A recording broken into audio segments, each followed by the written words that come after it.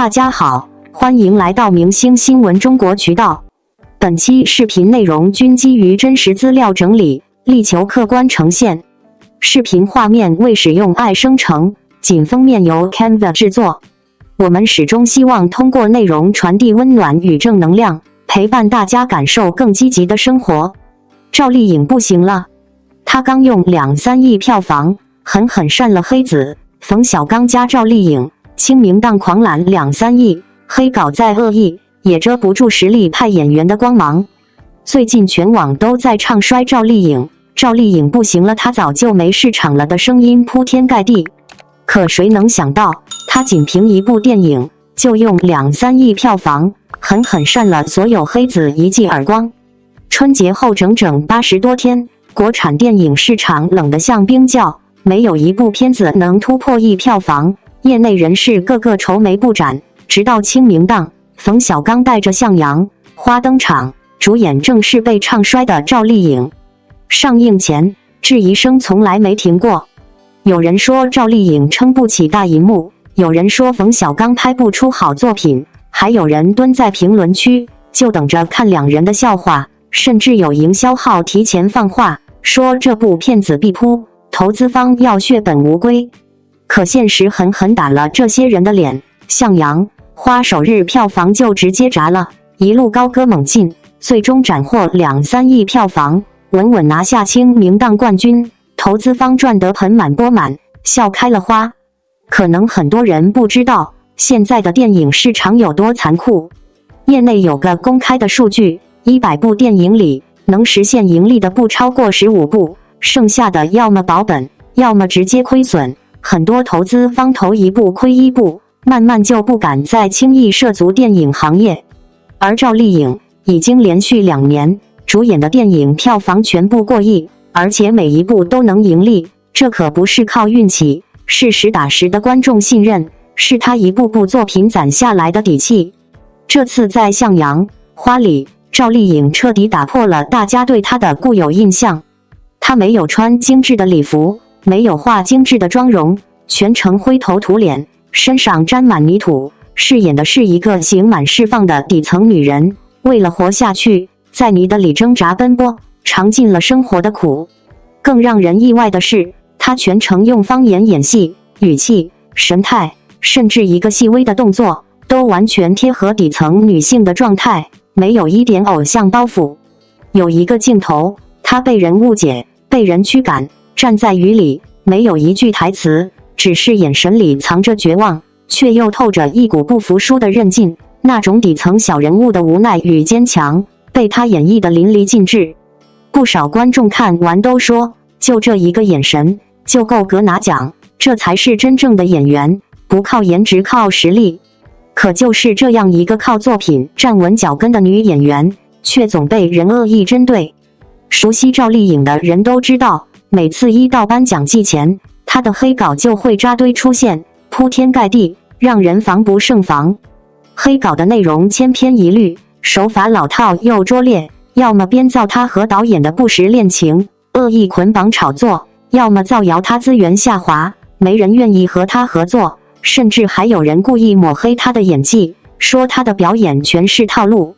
这些黑稿的目的其实赤裸又明显，就是想搅乱公众的视线，破坏她的口碑，阻止她往上走，阻止她拿到本该属于自己的奖项。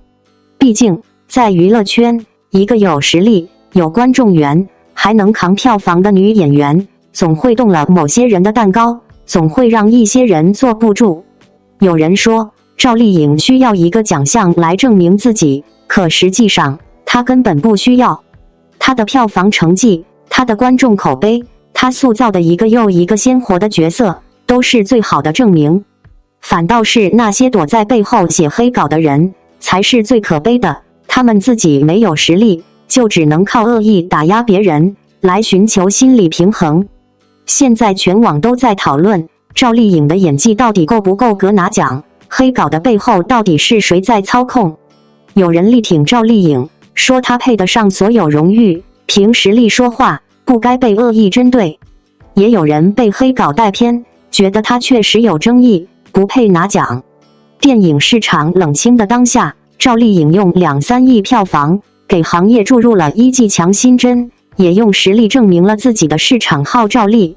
她没有靠流量，没有靠炒作，只是安安静静拍戏，认认真真塑造角色。这样的女演员难道不该被尊重吗？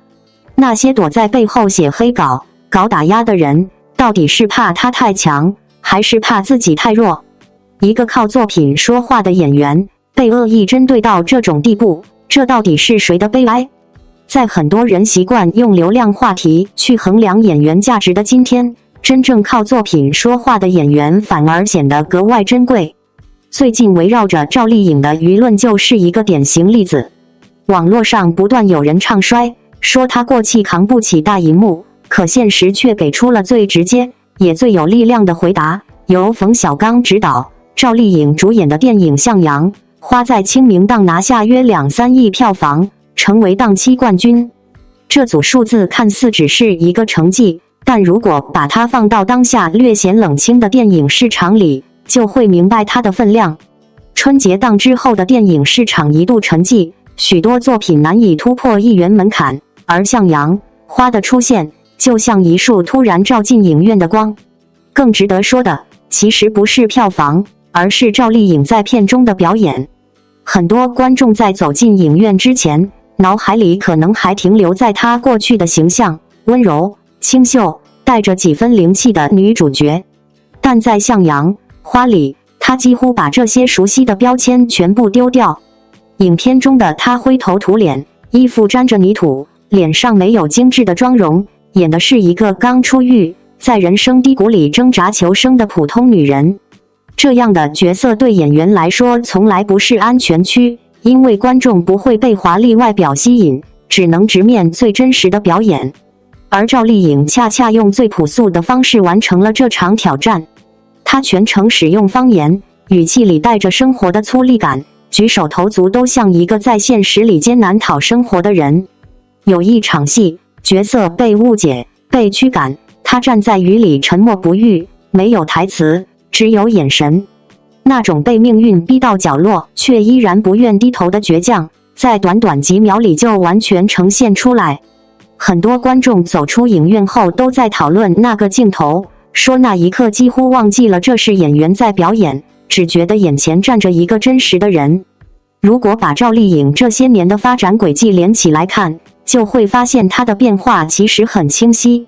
早期她以亲和力强、观众缘好的角色被大家熟知，但随着时间推移，她越来越愿意尝试更复杂、更接地气的人物。从温柔坚韧的女性角色，到如今这种充满生活重量的小人物，她一步步把表演的边界往外推。也正因为如此，当观众看到《向阳》花里的她时，会有一种明显的感觉，这个演员已经不再只是演得好看，而是开始真正演得动人。当然，成绩和掌声之外，争议也始终存在。娱乐圈从来不是一个单纯的地方，每到重要节点，各种质疑声总会出现。有些人怀疑他的市场号召力，有些人质疑他的演技，还有人不断制造各种话题，试图改变舆论方向。但有意思的是，几乎每一次当质疑声达到顶点的时候，他总会用一部作品给出回应。电影行业里一直有一个残酷的现实，绝大多数电影很难盈利，能够既被观众接受又实现票房回报的作品并不多。在这样的环境下，演员能否赢得观众信任，其实比任何评价都更重要。而赵丽颖这些年在电影领域连续取得过亿成绩，本身就说明了一件事：观众愿意为她的作品买票。对于演员来说，这种信任是最难得的资本。更让人欣赏的一点是，她似乎从来不急着为自己辩解。面对各种声音，她大多数时间只是继续拍戏，继续塑造角色。有人说演员需要奖项来证明自己，但很多观众觉得，真正长久的认可其实来自作品。当一个演员能够不断创造被记住的人物形象时，那些角色本身就已经成为最有力的证明。或许正因为如此，当《向阳》花在清明档跑出漂亮成绩时，许多影迷的第一反应并不是惊讶，而是一种果然如此的感觉。因为在他们眼里，这并不是突然发生的奇迹，而是一个演员长期积累之后的自然结果。回头再看这场舆论风波，会发现它其实很有象征意义。有人在质疑，有人在争论，但最终留在观众记忆里的，往往还是荧幕上的那一个眼神，那一场雨，那份倔强。对于喜欢电影的人来说，这些瞬间远比任何争议都更有力量。所以说，当有人在问赵丽颖到底行不行的时候，也许答案早就写在影院的灯光熄灭之后。观众的掌声、票房的数字，以及那些被记住的角色，都在 quietly 地说明一件事：真正的演员永远是用作品说话的。赵丽颖未接电影，拒绝大制作电视剧，网传将搭档顶流小生。小城大事一经播出，网友们的关注焦点迅速转向赵丽颖的下一步计划，关于她进组拍戏的消息也不断在网上传出。据知情人士透露，赵丽颖在为接拍电影而选择放弃大制作的电视剧，且她将与一位顶流小生搭档的消息也在网络间流传开来。小城大事作为一部大制作剧集，主演阵容包括赵丽颖和黄晓明。剧集尚未播出时，众多网友对这部剧充满期待，认为它极有可能成为一部爆款剧。然而，剧集播出后，取得的成绩却远未达到预期。虽然如果我们将小城大事视作一部轻喜剧，它依旧可圈可点，但由于赵丽颖担任主演，观众对这部剧的期望显然提高了不少，这也是它未能取得更大成功的原因之一。紧接着，小城大事播出后，有消息称赵丽颖将接拍正午阳光出品的电视剧《开盘》。这部剧讲述了销售女王张薇的职场回归故事。张薇因被上司赏识，得以重回原公司，但转入了市场部。面对这一挑战，她决定组建全新的团队，通过自己卓越的专业能力和处理事务的哲学，逐步重新站上职场巅峰。赵丽颖的粉丝看到剧本后，普遍表示不希望她接这部剧，因为这部剧的题材和之前的热门剧集《安家》和《蛮好的人生》有些相似。尽管这两部剧都大获成功，但因为类似的题材，观众对这类剧情的热情似乎有所下降。然而，从剧集的整体质量来看，开盘依旧是一个不错的资源，毕竟它出自正午阳光之手。这个制作公司所推出的作品，无论从剧本还是制作水准上，都具备一定的保障。赵丽颖凭借《风吹半夏》获得了多个重要奖项后，她在内地娱乐圈的地位几乎无人能及。她尝试过多种题材，从《在人间》到《乔岩的心事》，虽然这两部作品的成绩并不突出，但却让网友们更加期待她能够接拍更高质量的大制作的剧集，而不是继续探索一些小众题材。然而，从目前流出的消息来看，赵丽颖似乎并未选择开盘，而是倾向于接拍一部电影《浮华之上》。这部电影讲述了高知女性冯歇的故事。冯歇投身于事业，年轻时便成为了拍卖行的高级专家。他本以为事业将一帆风顺，却在遇到天才造假者庄兰博后，前途险些尽毁。两人随即展开了一场复杂的博弈。从电影的题材来看，确实非常新颖，拍卖行业在影视作品中较为少见，给人一种新鲜感。而且，电影《浮华之上》已经完成备案，根据流出的信息，赵丽颖将在这部电影中与当红小生于适搭档。于适目前是娱乐圈炙手可热的流量小生，虽然他擅长拍摄武打戏，走的是硬汉小生的路线，但在飙人、风起大漠中的出色表现让他得到了广泛的认可。饰演的角色树不仅帅气，还充满魅力。然而，看到赵丽颖与于适搭档，许多网友还是不免担心。毕竟，于适更多的适合扮演二番，充当老戏骨的配角，这样他才能更好地发挥自己的演技。此外，于适参演的作品如《飙人》《风起大漠》《封神我的阿勒泰》等都取得了不错的成绩，但他主演的其他作品如《欢迎来到我身边》却未能获得理想的成绩。值得一提的是，电影《浮华之上》的编剧是藤聪聪，曾有《我的阿勒泰》和《送我上青云》等作品。若藤聪聪亲自执笔，那么于是深演的可能性也会增加，毕竟他在《我的阿勒泰》中的表现颇受好评。如今，许多演员开始尝试转型，走向更多的影视道路。例如杨幂，她之前主演的几部电影票房成绩并不理想，因此她选择转型走配角路线，参与大制作电影，比如惊蛰无声长安的荔枝酱园、弄玄案等等。在这条新闻里，其实最值得细细品味的，并不是所谓赵丽颖拒绝大制作电视剧，而是她在事业节奏上的一次明显转向。提到赵丽颖，很多观众第一反应依然是电视剧女王。从早年的《花千骨》知否知否应是绿肥红瘦，到后来口碑与奖项双收的《风吹半夏》，她几乎用10几年的时间，稳稳坐在电视剧头部演员的位置。但也正因为如此，当她开始把重心逐渐转向电影领域时，外界才会显得格外关注。先说这次被讨论的剧集《小城大事》。这部剧由赵丽颖与黄晓明搭档出演，在播出前确实被不少观众寄予厚望。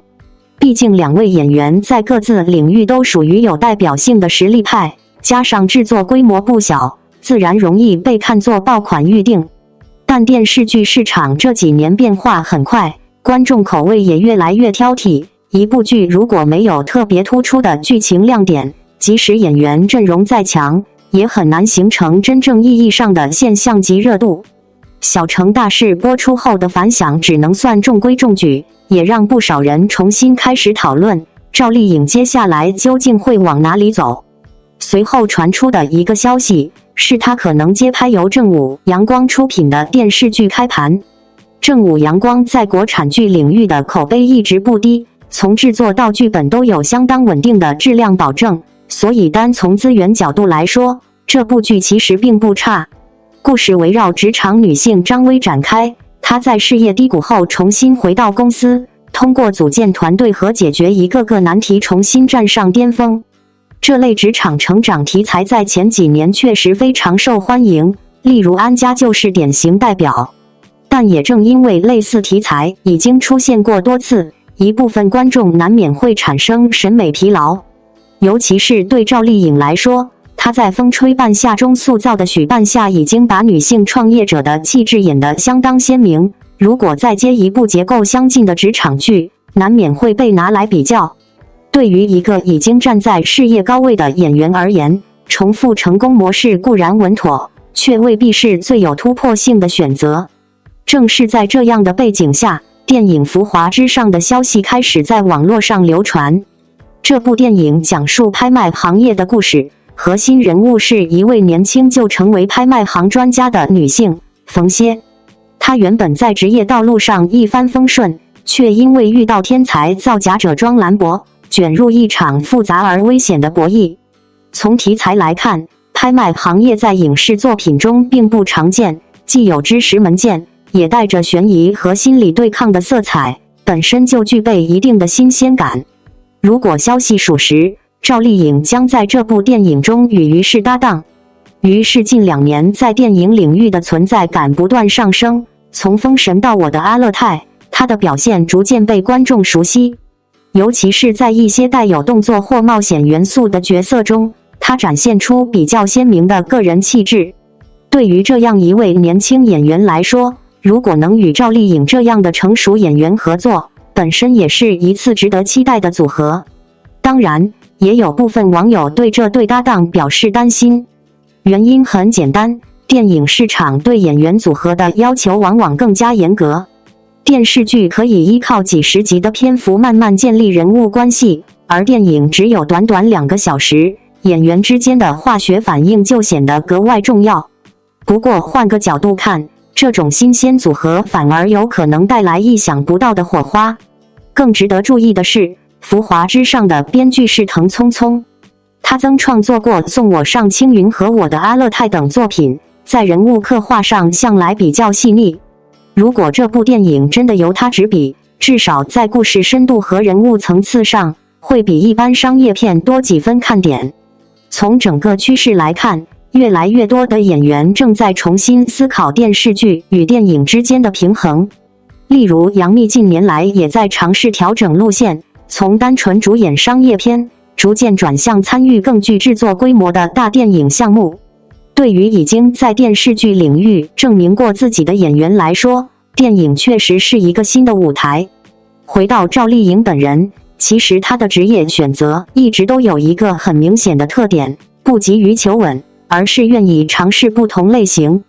从古装到现实题材，再到女性成长角色，她几乎每隔一段时间就会换一种方向。正因为这种持续变化，观众对她的新作品始终保持着某种期待。所以，与其说她拒绝大制作电视剧，不如说她正在寻找新的表达空间。电视剧已经让她拥有足够稳固的观众基础，而电影或许会成为她下一阶段探索表演深度的地方。至于《浮华之上》最终是否成型，现在还没有官方确认，但仅仅从目前透露的信息来看，这样的尝试本身就已经足够让人好奇。娱乐圈的节奏向来很快，很多演员会在一条成功路线里不断重复，但真正能走得更远的人，往往是在合适的时候选择转弯。对于赵丽颖来说，也许这一次就是她职业轨迹里的又一次关键拐点。如果赵丽颖真的选择了电影《浮华之上》，这也许标志着她有意向走向电影领域，专注于电影事业。对于这一选择，大家又该如何看待呢？赵丽颖又靠没架子圈粉，路人粉实名喊话，内娱学学这松弛感。作为一名不打头、不控评，只看作品和人品的赵丽颖路人粉，今天必须实名夸爆这姐。谁能想到，内娱顶流的日常，居然比隔壁邻居家姐姐还接地气，近期一连串名场面，直接把路人缘天花板焊在身上，我这种佛系路人都忍不住反复刷。先上最新名场面，3月中旬，有网友在北京某公园偶遇赵丽颖，看完我直接拍腿，这姐是真不把大家当外人啊！没有助理前呼后拥，没有保镖开道护航，甚至连精致妆造都没有，就穿一件普通的白色羽绒服，头戴蓝色鸭舌帽，口罩遮面却藏不住眉眼间的松弛，手里还拎着一把童趣玩具剑，清冷气质撞上软萌小细节，反差感直接拉满。路人缘相机直出无滤镜，皮肤白皙眉眼干净，37岁的状态完全不输少女，被目击者夸香香软软，特别随和，走路慢悠悠的，就像普通人一样享受春日闲暇，没有半分明星架子。对比圈内不少明星出门阵仗堪比总统，赵丽颖这波低调归零，真的戳中了路人的心吧。评论欧清一色，这才是明星该有的样子。我作为路人粉，默默点了个赞加转发。说起来，赵丽颖的路人缘能好到提起就夸，真不是没道理的。作为一路看着她从龙套走到顶流的路人，我最有发言权。不像有些明星靠炒绯闻、挖人设刷存在感，这姐的日常除了作品就是生活，几乎看不到多余的营销。用网友的话来说，能刷到赵丽颖的信息，不是新剧官宣，就是路人偶遇。而且这姐的真实，真的藏都藏不住。前段时间小成大事的片场花絮，我反复刷了不下10遍，笑到打鸣。戏里她是干练利落的基层干部李秋平，短发素颜气场全开；戏外直接化身快乐显眼包，被黄晓明递金桔时，先装模作样摆手说不了不了，转头就狂炫一盆，还顺手打包，最后眨巴着眼睛追问没了。吃货属性暴露无遗，被网友调侃吃完你的吃你的，成了新梗王。更搞笑的是，他还专治黄晓明的偶像包袱。拍医院戏份时，黄晓明害羞地用纸巾遮住腹部，赵丽颖二话不说伸手拿走，等对方开玩笑说想看我腹肌就直说，他淡定把纸盖回去，补了句盖好赌气别着凉。这波赵小刀是耿直，直接把现场工作人员笑到直不起腰，也把我这个路人粉圈得死死的。这姐怎么越活越像个小朋友啊？其实作为路人粉，我们对明星的要求真的不高，不炒作，不端着，有作品，够真实就够了。而赵丽颖刚好踩中了所有点，她不凹美少女标签，不搞奇葩操作，7年龙套熬成顶流，靠一步步花千骨知否风吹半夏站稳脚跟，完成了去流量化的蜕变，把生命体验注入每个角色，让我们这些路人能从角色里看到她的努力和认真。更难得的是，她的粉丝也格外圈粉，不像有些明星的粉丝一言不合就骂街，赵丽颖的粉丝大多温和有礼，能接受合理点评，哪怕有不同意见也会礼貌阐述，果然是粉随正主，这也是她路人缘越来越好的关键之一。现在全网都在催赵丽颖进组，毕竟太久没见她的新剧了，而我这个路人粉除了催更想感慨，内娱真的该多来几个赵丽颖这样的艺人，不靠人设靠实力，不靠阵仗靠真诚，把工作做到极致，把生活过成自己喜欢的样子。最后想问一句，有没有同款赵丽颖路人粉？不追星，但就是忍不住夸她的那种。评论区集合，聊聊你被这节哪个名场面圈粉的。如果要说当下内娱谁最容易让人产生亲近感，很多人脑海里第一个跳出来的名字，往往就是赵丽颖。在一个越来越讲究包装、排场和话题度的娱乐环境里，她身上那种不刻意、不端着的松弛感，反而显得格外珍贵。最近的一次偶遇故事，再一次让大家看到了她最真实的一面。3月中旬，有网友在北京一处公园偶遇赵丽颖，没有保镖开路，没有助理簇拥，也没有精心准备的造型，她只是穿着一件普通的白色羽绒服，戴着蓝色鸭舌帽，口罩遮住半张脸，手里还拎着一把充满童趣的小玩具剑。那一瞬间，很多人都忍不住感叹，原来顶流明星的日常也可以像邻家姐姐一样简单。更让人印象深刻的是她的状态，原相机直出，没有滤镜，没有美颜，37岁的她皮肤依旧白皙干净，眉眼柔和，整个人慢慢地走在春日的公园小路上，那种不急不躁，像普通人一样享受生活的气质，让人很难把她和娱乐圈那些动辄总统级出行阵仗的明星联系在一起。很多路人看完照片后都说了一句很真实的话，这才是明星该有的样子。其实，赵丽颖的路人缘天花板并不是一朝一夕形成的，熟悉她的人都知道，她的成名路走的一点也不轻松。从最初在剧组里跑龙套，到后来凭借作品一步一步被观众记住，她靠的始终不是热搜，也不是绯闻，而是一步一步扎扎实实的作品。提起她的代表作，很多人都会想到花千骨知否知否应是绿肥红、受风吹半夏这些角色。从古装仙侠到现实题材，她的表演越来越沉稳，也越来越有生活质感。那种从普通女孩一路成长为成熟演员的过程，其实也让观众对她多了一份情感上的陪伴感。最近播出的《小城大事》又一次让观众看到了她不同的一面。剧中她饰演基层干部李秋平，短发、素颜，干练利落，整个人的气场非常真实，没有夸张的表演，也没有刻意的情绪渲染，却让人很容易相信这个角色就真实存在于生活里。但更有趣的是戏外的她，片场花絮里，她常常变成那个最接地气的人。一次休息时，黄晓明递给大家一盆金桔，他一开始还摆摆手说不了不了，结果转头就开始认真吃起来，吃到最后还顺手打包。等发现盆子空了，他还眨着眼睛问一句：没了？双引号。这种毫无偶像包袱的吃货属性，让不少网友笑到不行。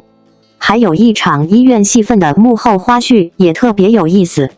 当时黄晓明拍戏时用纸巾挡住腹部，似乎有点不好意思，赵丽颖直接伸手把纸巾拿走。等对方开玩笑说想看腹肌就直说，他又淡定地把纸巾重新盖回去，说了一句：盖好肚脐别着凉。双引号。这一句轻飘飘的关心，瞬间把现场气氛逗笑。很多人都说赵丽颖身上有一种很难复制的气质，真实。他不太喜欢刻意经营所谓的人设，也很少参与复杂的娱乐圈社交游戏。你刷到关于他的消息，大多数时候不是新剧官宣，就是路人偶遇。生活简单，工作认真，这种状态反而让人觉得特别舒服。其实观众对明星的要求并没有那么复杂，大家真正想看到的不过是一个认真工作的演员，一个真实生活的人。而赵丽颖恰好把这两件事都做得很好。她没有刻意去维持少女感的标签，也不会频繁制造话题来维持热度，而是把更多精力放在角色上。从早年的拼命拍戏，到后来逐渐选择更有分量的角色，她完成了一次非常清晰的转型，从流量演员走向实力演员。也正因为如此，她的粉丝群体也显得格外理性。很多网友都发现，赵丽颖的粉丝在讨论作品时往往比较温和，即使有不同意见，也更倾向于理性交流。这种氛围在如今的娱乐圈其实并不常见。或许正是这种从演员到粉丝都相对克制、真实的气质，让赵丽颖的路人缘越来越稳。现在不少观众都在催她赶紧进组拍新作品，因为确实已经有一段时间没有看到她的新剧上线了。但比起单纯的期待作品，更让人感慨的是，她似乎始终在按照自己的节奏生活，不急着证明什么，也不急着回应外界的评价。拍戏的时候认真拍戏，生活的时候好好生活。在这个越来越喧闹的娱乐环境里，这种简单而笃定的状态反而显得格外难得。也许正因为如此，当大家再次看到他在公园里慢悠悠散步的身影时，很多人心里都会冒出同一句话：如果内娱能多一些像赵丽颖这样的人，或许这个圈子会变得更舒服一点。王一博没拍新剧，没上综艺，商业价值却冲到顶峰，这事儿有点反常。从2025年整整1年到2026年3月，王一博几乎消失在了影视剧和热门综艺的舞台上。他没有接拍任何新剧，也没有频繁出现在热搜话题里，社交媒体更新稀少，仿佛从喧嚣中抽身而出。然而，令人惊讶的是，他的商业代言数量却悄然突破30个，续约比例高达90%。要知道，行业内平均续约率往往不到一半，多数艺人都在经历代言流失的困扰，而王一博的合作关系不仅稳固，甚至还在持续巩固，显示出他在行业内独特而稳健的影响力。去年春晚，他以香奈儿2026春夏高定黑金狮王家克亮相，这套服装是全球首次公开展示，配套的运动鞋在节目播出前便已售罄。紧接着，他与海利汉森、红牛等国际品牌展开合作。与许多艺人依赖热度维持曝光不同，他更像一棵深深扎根的老树，越是沉默低调，反而愈显稳重可靠。近年来，他明显在转型，不再追求流量，而是朝着职业人的方向发展。所参演的影视作品总票房已突破30亿，连续2年入围金鸡奖提名，既赢得评委认可，也获得观众的肯定。与此同时，他还投身赛车领域，不是浅尝辄止的玩票，而是拿下国内赛事奖项，还拍摄了相关纪录片。片子一上线，海外赛车装备销量随之上升。春晚表演中，他一瞬间脚滑差点摔倒，却在半秒内稳住身体，镜头转向他时，全场观众屏住呼吸。这一幕在网络上被反复讨论，被称为职业精神的示范，也让品牌方意识到，人们选择他，并非仅因为名气，而是因为他可靠、踏实。UGG 原本的主要消费群体是30岁以上女性，主打冬季雪的靴。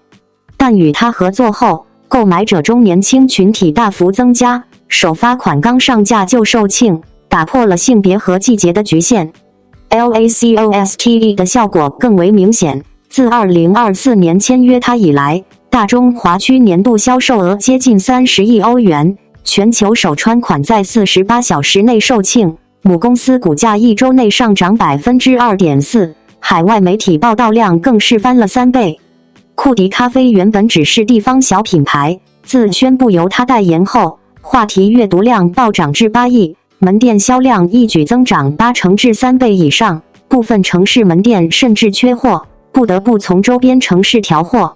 周边产品也引发跨省抢购潮，这已经不仅仅是代言带货，而是将一个品牌直接推进了主流市场。乐华娱乐在2024年总收入 7.65 亿元，其中王一博一人贡献了 4.59 亿元，占比超过6成。相比2019年仅占 10.6%， 它几乎成为公司业绩的核心支撑。也正因如此，公司在2023年成功在港股上市，它被市场视作概念股，股价跌有人买，涨有人追。在今年3月巴黎时装周上，它同时以香奈儿品牌大使、罗意威全球代言人及 Lacoste 全球代言人身份亮相，这在内地娱乐圈史无前例。以往国际奢侈品牌通常只提供区域性代言，而它直接跃升至全球层级，让百年的行业惯例产生松动。如今，圈内大多数艺人仍沿用老路，拍一部剧火一阵，靠热搜维持短暂热度，广告接得快也掉得快。而王一博的道路截然不同，他不依赖曝光，而是凭借专业积累形成不可替代性。品牌与他合作，不是租张脸拍广告，而是希望长期绑定一个可靠伙伴。有人问我，这是不是个特例？我认为不是，只是大多数人尚未察觉，现代消费者越来越不喜欢高高在上的明星，他们需要的不是表面的热闹，而是可以信赖的形象。王一博没有高声喊口号，也没有刻意打造人设，他只是在默默把每件事做好，结果市场反而将他推向了新高度。现在他接代言，品牌至少提前半年安排档期，不是担心涨价，而是怕他没空。联赛车队赞助商也在询问下赛季合作可能性。这已经不只是艺人接广告那么简单，而是整个行业在重新思考什么样的人值得长期投入。在娱乐圈这个永远喧闹的舞台上，很多明星都在拼命出现，新剧不断，综艺轮番，热搜天天现，仿佛只要一停下来，就会被观众遗忘。但这2年，王一博却走出了一条完全相反的路。从2025年到2026年初，他几乎没有新剧播出，也很少出现在热门综艺里。社交平台更新不多，公开活动也不算频繁。如果只看曝光量，很多人甚至会以为他沉寂了。但奇妙的是，当人们把视线从热搜转向市场时，却会发现一个完全不同的现实。它的商业价值不仅没有下降，反而在悄悄攀上新的高度。30多个代言，接近 90% 的续约率，这个数字在行业里几乎是罕见的存在。要知道，大多数艺人的代言生命周期并不长，一部剧火了接广告，热度一过品牌就换人。但王一博身上发生的事情恰恰相反，合作品牌越来越多，而且越合作越久。很多人第一次意识到这一点，其实是在一次舞台上。那是央视春晚的表演时刻，他穿着 Chanel 2026春夏高定系列的一件黑金丝王夹克亮相。那件衣服甚至是全球首次公开展示。节目还没播完，配套的运动鞋就已经在市场上售罄。对于品牌来说，这样的瞬间不仅是曝光，更像是一种信号，这个年轻人拥有一种极其稳定的市场号召力。随后几年，他和不少国际品牌建立合作，其中包括 Helly Hansen 以及 Red Bull。这些品牌的共同点是，他们并不只是寻找流量明星，而是更看重一种长期的形象契合度。很多人喜欢用一句话形容王一博：越安静，越有力量。如果把娱乐圈比作一片森林，有些明星像烟花树，一夜之间盛放，耀眼却短暂；而他更像一棵慢慢生长的老树，根扎得很深，不需要每天证明自己存在。时间越久，反而越显得可靠。当然，这种信任并不是凭空出现的。过去几年，他一直在悄悄做两件事，一是认真拍电影，二是认真赛车。电影方面，他参演的作品累计票房已经突破30亿，还连续2年入围中国电影重要奖项的提名。这意味着他的表演开始被专业评审认可，而不只是粉丝支持。对于一个从偶像出道的演员来说，这是非常难得的一步。而赛车这件事，则更像他的另一种人生。很多明星也会玩赛车，但大多是兴趣体验，偶尔参加活动。但王一博显然不是这样，他不仅参加职业赛事，还真的拿到过国内比赛的奖项。后来团队甚至拍摄了一部赛车纪录片。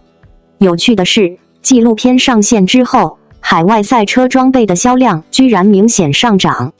这种跨领域的影响力，其实已经超出了传统意义上的明星带货。还有一个细节，很多观众至今记得，在一次大型舞台表演中，他在高速舞步中突然脚下一滑，几乎要摔倒，但仅仅半秒，他就稳住了身体，继续完成动作。镜头切到他脸上的时候，现场观众几乎同时屏住了呼吸。这一瞬间后来在网络上被反复讨论，很多人说这就是所谓的职业精神。而对品牌来说，这样的瞬间比任何广告词都更有说服力，因为它说明了一件事：这个人不会在关键时刻掉链子。商业市场也很快给出了反馈，比如 UGG 这个品牌过去的核心消费群体主要是30岁以上女性，以冬季雪地靴为主。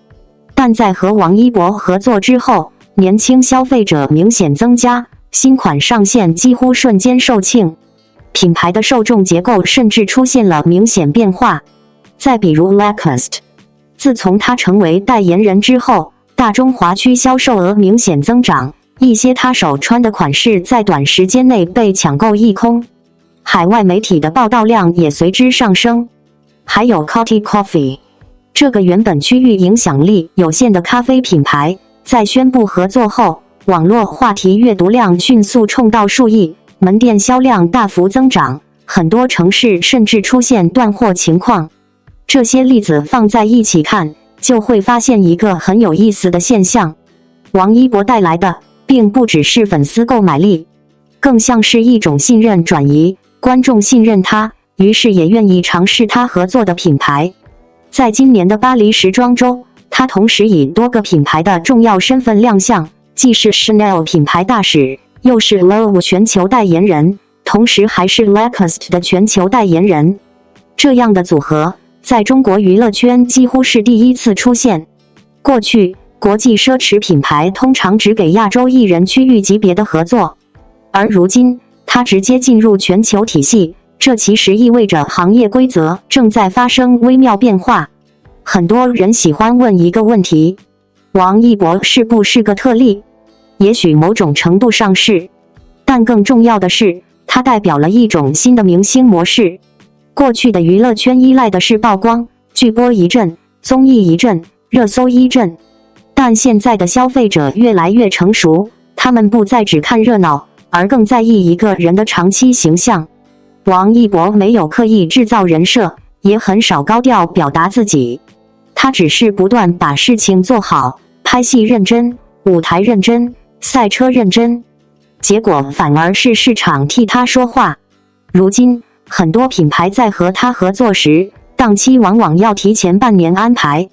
不是担心代言费上涨，而是担心他时间不够。甚至连赛车队的赞助商也开始询问未来赛季的合作可能。当事情发展到这个阶段，它已经不只是一个艺人接广告那么简单，更像是在提醒整个行业，真正能走得远的，从来不是最吵闹的人，而是那个在喧嚣之外，仍然稳稳把每一件事做好的人。3次声明硬刚黑粉，王一博方报警维权，单身真相让造谣者哑口无言。娱乐圈再度掀起舆论风暴，顶流艺人王一博所在公司突然发布了一则重磅声明，第3次正面回应网络谣言，坚定表示将通过法律手段追究到底。这波操作简直是将不好惹4个字深刻在了他们的脸上，气场全开，毫不含糊。声明中的措辞犀利，直指一些人不顾法律底线，恶意散布有关艺人恋情的虚假消息，给王一博带来了巨大的困扰。公司毫不犹豫地亮明态度，报警、民事诉讼齐头并进，要让那些躲在键盘后面指点江山的网民们立刻慌了神，心生忌惮。回顾王一博团队的过往应对，可以看到他们已经多次发布声明，重申艺人目前专心于事业发展，个人生活一切稳定，所有的精力和时间都投入到了作品的创作中。然而，偏偏有些人似乎不愿意相信这一点，总是在挑战法律的底线，硬要在刀尖上跳舞。这回好了，他们自己亲手把自己送进了法律的盯梢之下，逃都逃不掉了。这一次，王一博团队的危机公关堪称教科书级别，不仅巧妙化解了危机，还以王炸的姿态打破了局面。团队不仅维护了艺人的形象，反而通过这场风波收获了不少路人粉丝的支持，成功转危为机，堪称公关领域的巅峰之作。现在，网络可不再是法外之的，当律师函送到那些谣言制造者的手中，他们哭都来不及了。专注作品才是艺人应有的本分。希望王一博能不受这些外界的干扰，继续拿出更多的优秀作品回馈粉丝，也希望大家能理性追星，共同维护清朗的网络环境，不要让恶意谣言破坏了整个行业的风气。面对恶意的构陷，及时澄清并依法维权，已经成为了王一博团队的坚定选择。通过一次次声明与实际行动，王一博展现了捍卫自己权益的决心，也向公众传递了一个重要信息：面对网络谣言，理性和法律才是最好的武器。在这个信息爆炸、舆论瞬息万变的时代，娱乐圈似乎从不缺少风波，但真正能够在风浪之中稳住阵脚，用行动回应质疑的人却并不多。而最近围绕着王一博的一场舆论风暴，再一次让很多观众看到了什么叫做冷静而坚定的力量。当网络上各种关于恋情的传言被不断放大，甚至被一些人当成流量密码时，他和团队选择的方式并不是沉默忍耐，也不是情绪化反击，而是连续3次发布声明，并直接报警维权，用法律来回应谣言。这样的态度其实已经说明了一切。很多人看娱乐新闻，习惯把明星的生活当作谈资，但当谣言越过了边界，伤害到一个人的名誉甚至生活时，事情就不再只是吃瓜那么简单了。王一博团队这一次的表态可以说非常明确，任何恶意编造、传播不实信息的行为都将承担法律后果。这种干脆利落的姿态，其实也让不少网友意识到，网络并不是法外之的，键盘背后也必须承担责任。回头看这些年王一博的发展轨迹，你会发现一个很有意思的现象：这个年轻演员似乎一直在做同一件事，专注自己的事情，然后用成绩说话。无论是影视作品、舞台表演，还是赛车、街舞等兴趣领域，他总是把时间花在训练和作品上，而不是频繁出现在各种喧闹的话题中心。正因为如此，每当谣言出现时，反而会显得格外突兀。一个几乎把全部精力投入事业的人，偏偏总被一些无根据的故事包围，这本身就有些荒诞。但也正是在这样的环境里，一个人的态度才显得更加清晰。很多艺人遇到类似情况时，可能会选择低调处理，或者简单辟谣了事，而王一博团队这次连续3次声明，并正式报警，其实传递出一种非常明确的信号：如果谣言继续越界，就必须让法律介入。这样的做法不仅是在保护艺人自己，也是在给整个行业画出一条底线。从粉丝和普通观众的角度来看，这样的处理方式反而让人更加安心，因为大家真正希望看到的是一个演员踏踏实实做作品，而不是不断被无聊的传闻裹挟。事实上，每当王一博出现新的舞台或者新的作品时，观众总能看到他身上那种明显的投入感，舞蹈动作一遍遍练到极致，表演细节反复琢磨，这些东西不会说谎。也正因为如此，这次事件反而让不少路人对他有了新的认识。原本只是偶尔关注娱乐新闻的人，看到他和团队如此坚定地维护自己的权益，反而对这个年轻演员多了几分尊重。毕竟，在一个流量至上的时代，能够坚持原则，用理性方式面对争议，本身就不容易。当然，娱乐圈的舆论从来不会真正停止。今天是恋情传闻，明天可能又会出现新的话题。